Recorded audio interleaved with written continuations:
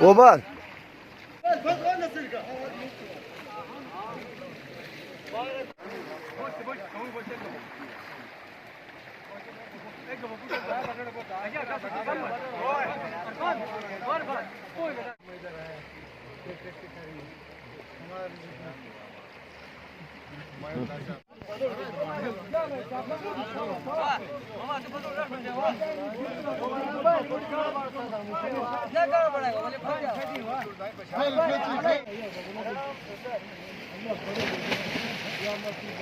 Ya Allah de Allah çet.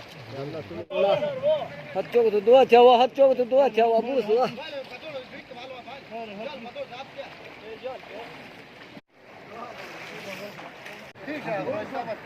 Zahel wa. Zahel wa. इल्ला तिल्ला मतलब प्रोजेक्ट है रिश्वत प्रोजेक्ट है